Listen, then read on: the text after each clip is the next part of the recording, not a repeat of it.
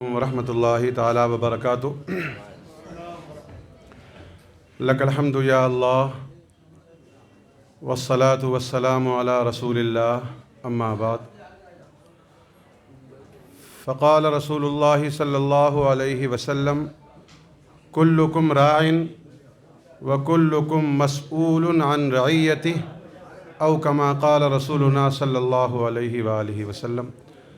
حضرات درود شریف پڑھیے۔ اللہم صلی علی محمد وعلی آل محمد مبارک وسلم، صلاۃ و سلاما علیک یا رسول اللہ صلی اللہ علیہ وآلہ وسلم۔ بہت پہلے کسی شاعر نے کہا تھا، منزل کی جستجو میں کیوں پھر رہا ہے راہی، منزل کی جستجو میں کیوں پھر رہا ہے راہی، اتنا بلند ہو جا کہ منزل تجھے پکارے، اتنا بلند ہو جا کہ منزل تجھے پکارے۔ حضرات، دین بچاؤ کانفرنس، حالات جس طرح کے موجودہ ہیں وہ آپ سے اور ہم سے کسی سے بھی ڈھکے اور چھپے نہیں ہیں۔ اس وقت یہ ضرورت پیش آنے لگی کہ اب یہ کام جو علماء مساجد و مدارس و خانقاہوں سے کر رہے تھے، اب اسی کام کو انہیں مسجدوں سے، مدرسوں سے، خانقاہوں سے باہر نکل کر کرنے کی ضرورت پیش آنے لگی۔ اور یہ ضرورت کیوں پیش آئی؟ اس لیے کہ جس کی جو ذمہ داری تھی،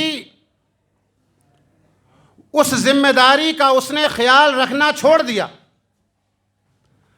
وہ جو ذمہ داریاں دی گئی تھیں، ایسی اہم اور خاص ذمہ داریاں کہ جن کے بارے میں، جن ذمہ داریوں کے متعلق ان سے پوچھا بھی جائے گا، ان سے سوال بھی کیا جائے گا، کیونکہ یہ حدیث پاک ہے کہ تم میں سے ہر شخص ذمہ دار ہے اور تم سے تمہاری ذمہ داری کا سوال کیا جائے گا۔ صرف دو جملے میں اس میں عرض کروں، ایک تو بڑا عجیب سا المیہ یہ ہے کہ ہر شخص یہ چاہتا ہے کہ یار میں مولانا اشفاق کیوں نہیں بن گیا، میں قاری صغیر کیوں نہیں بن گیا، یہ کام میری قیادت میں کیوں نہیں ہو گیا، اگر میں وہاں پہنچوں گا مجھے کوئی جانے گا بھی نہیں، مجھے کوئی پہچانے گا بھی نہیں، جو چرچا ہوگا وہ مفتی صاحب کا ہوگا، جو ذکر ہوگا وہ ان حضرات کا ہوگا کہ جو یہ ذمہ داران ہیں۔ نہیں، اللہ کے نبی صلی اللہ علیہ وآلہ وسلم کا وہ فرمان ذہن میں رکھیں جس میں حضور نے ارشاد فرمایا، الناس معادن کمعادن الذهب والفضہ، او کما قال رسولنا صلی اللہ علیہ وسلم۔ حضور ارشاد فرماتے لوگ کانے ہیں، جیسے سونے کی کان ہوتی ہے، چاندی کی کان ہوتی ہے، ہیرے کی کان ہوتی ہے، اسی طرح سے کوئلے کی بھی کان ہوتی ہے۔ اگر کوئلہ یہ سمجھ لے کہ میری ضرورت ہی کیا ہے، سارا کام تو سونا کر دے گا، سارا کام تو ہیرا کر دے گا، میری ضرورت کیا ہے، تو پھر جہاں ضرورت کوئلے کی ہے وہاں کوئلے سے ہی کام ہوگا، وہاں ہیرے اور سونے سے کام نہیں ہوگا۔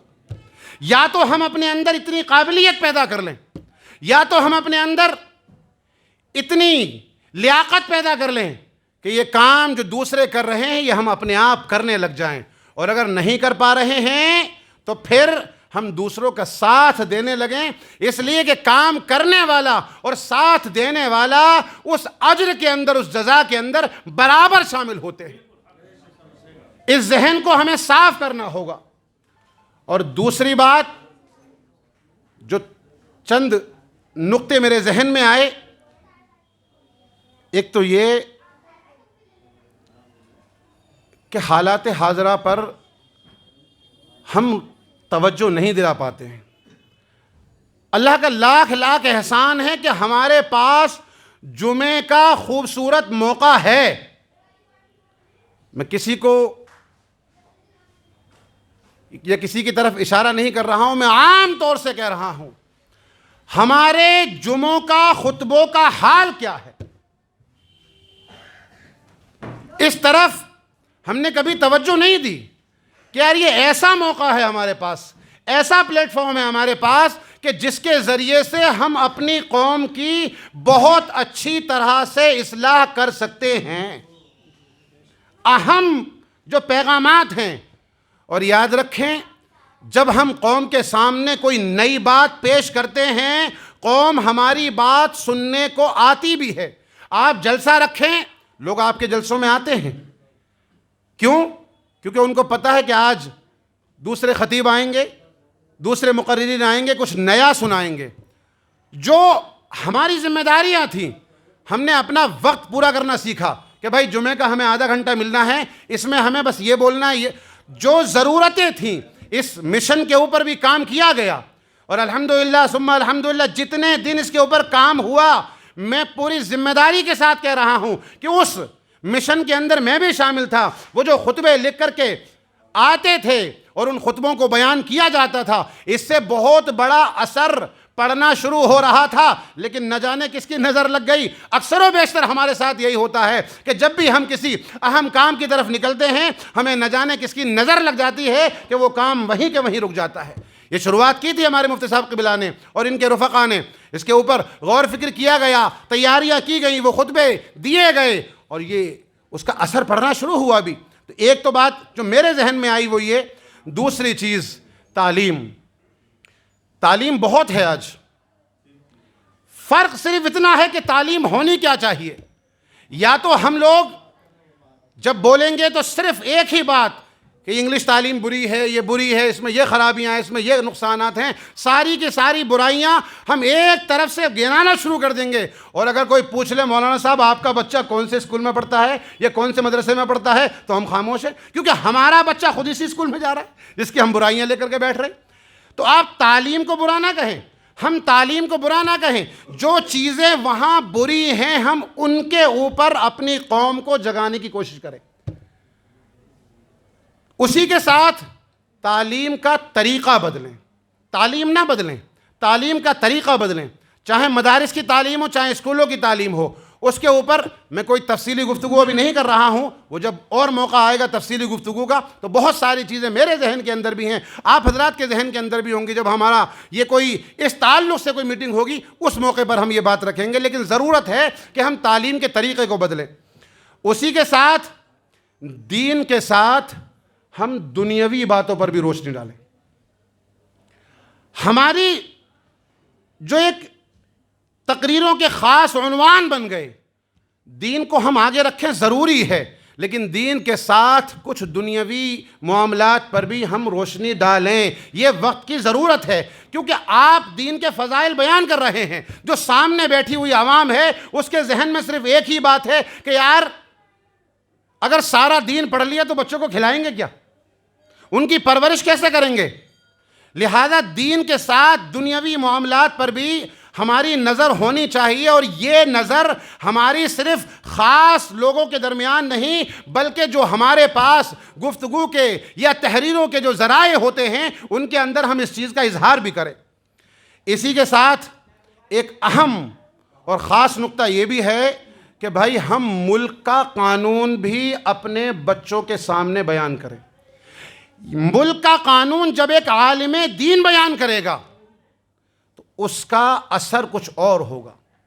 ہم شریعت کے قانون بیان کرتے ہیں، یہ ہمارا فریضہ ہے، ذمہ داری ہے، ہمیں کرنے چاہیے اور ہر حال میں کرنے چاہیے، لیکن اسی کے ساتھ ساتھ ہم ملک کے قانون کی طرف بھی اپنی عوام کی توجہ دلائیں۔ یہ وقت کی بہت اہم ضرورت ہے، اور آپ نے اگر اس ضرورت کو سمجھ لیا تو آج یہ جو حالات پیدا ہو رہے ہیں ان کے اندر ہم سدھار پیدا کر سکتے ہیں۔ اسی کے ساتھ ایک اور اہم نقطہ جو میرے ذہن میں ہے وہ یہ ہے کہ وقت کا صحیح استعمال ہم کرنا سیکھیں۔ جس چیز کا وقت ہے، جو موقع محل ہے، اس موقع کی گفتگو ہم کریں، اس موقع کے تعلق سے ہم گفتگو کریں، کیونکہ عوام وہ سننے آ رہی ہے۔ اس کا وہ جو ذہن بنا کر کے آئی ہے کہ بھائی دین بچاؤ کانفرنس ہے، اس کے ذہن میں یہ خاکہ ہے کہ دین کے متعلق کچھ ایسی باتیں ہوں گی، دین بچانے کے متعلق کچھ ایسی گفتگو، علماء فرمائیں گے کہ جو میرے کام آئیں گی، جس سے میں دین بچا سکتا ہوں۔ ہمارے یہاں تھوڑی سی یہ کمی دیکھی گئی، سب میں نہیں اکثر و بیشتر میں، کہ ہم نے وقت کا صحیح استعمال کرنا چھوڑ دیا۔ جس موقع پر جو بات کہی جائے اس کا اگر صحیح موقع ہے، میرے نبی نے ارشاد فرمایا کلم الناس علی قدر عقولہم، اسی کے متعلق یہ بات بھی ہے کہ آپ لوگوں کی عقلوں کے اعتبار سے، اب عوام ہماری کس درجے کی ہے یہ ہمیں معلوم ہونا چاہیے، اس کے سامنے ہماری گفتگو اسی طریقے کی ہونی چاہیے۔ آج ہماری جو عوام ہے، اکثر و بیشتر عوام ایسی ہے کہ جو کالجوں کی ہے، جو یونیورسٹیوں میں پڑھنے والے لوگ ہیں، جو اسکولوں کے طلبہ ہیں، لہذا ہماری جو گفتگو کا طریقہ ہو، ہماری جو گفتگو کے الفاظ ہوں، وہ ایسے ہوں جو اس عوام تک پہنچ جائیں، اس عوام کو سمجھ میں آنے لگیں۔ جب عوام کی سمجھ میں ہماری گفتگو آئے گی تو پھر اس کے اوپر وہ عمل کی کوشش بھی کرے گی۔ اور اسی کے ساتھ ایک اہم اور سب سے خاص چیز، ہمت نہیں ہارنا چاہیے، مایوس نہیں ہونا چاہیے۔ جو بھی ہے اپنی اپنی طرف سے، اپنی اپنی کوشش کے اعتبار پہ ہمیں اپنے کام کرنے ہیں، آگے جو معاملات ہوں وہ ان کے لیے ہمیں تیار رہنا ہے۔ اگر کامیابی ملے تو اس کامیابی کا صحرا باندھنے کو بھی ہم تیار رہیں، اور اگر اللہ نہ کرے ناکامی آئے تو اس ناکامی کی تلخیاں بھی برداشت کرنے کے لیے ہم سامنے کھڑے ہوں اور ہم یہ کہیں کوئی بات نہیں، آج یہ ناکامی کی چیزیں ہیں، یہ تلخیاں ہیں، یہ کڑواہٹیں ہیں، ہم انہیں برداشت کریں گے، اور کل کو پھر سے جو ہے وہ ہم اس مشن کو لے کر کے آگے بڑھیں گے۔ انشاءاللہ آج فیل ہوئے کل ضرور کامیاب ہوں گے۔ یہ کوششیں، یہ کاوشیں، کسی نے کہا ہے نا کہ ہم نے تو دل جلا کے سر راہ رکھ دیا، ہم نے تو دل جلا کے سر راہ رکھ دیا، اب جس کا جی چاہے وہ لے جائے روشنی، اب جس کا جی چاہے وہ لے جائے روشنی۔ انہی چند نقطوں کے اوپر میں اپنی گفتگو ختم کرتا ہوں۔ اللہ جل شانہ و عما نوالہ ہمیں آپ کو سب کو اپنی ذمہ داریوں کی طرف توجہ کرنے کی توفیق عطا فرمائے، آمین یا رب العالمین۔ السلام علیکم ورحمۃ اللہ۔